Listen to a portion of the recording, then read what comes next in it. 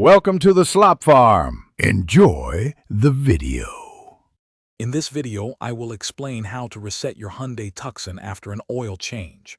First, get into your vehicle and turn the ignition to the on position, but do not start the engine. This powers up the electrical system, allowing you to access the dashboard display. You'll be using the buttons on your steering wheel to navigate through the various menus on your instrument cluster.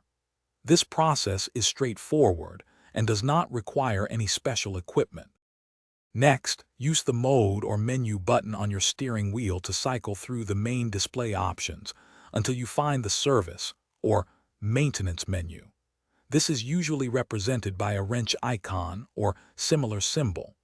Once you're in the correct section, use the arrow keys to scroll down and explore the different settings. You're looking for an option related to your oil life or service interval. Once you've located the service interval or oil life option, press the OK or Enter button to select it. You should then see an option to reset the service reminder. Select this and confirm your choice when prompted on the screen. This action tells your Hyundai Tucson that the oil change has been completed and the maintenance reminder can be cleared from the system. After confirming the reset, turn off your vehicle's ignition completely.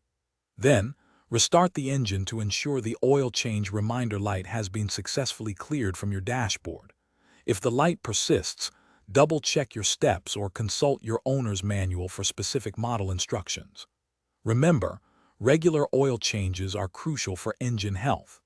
Also, for other great deals and to check out Darn Tough socks with their lifetime warranty, be sure to look at the links in the description below this video.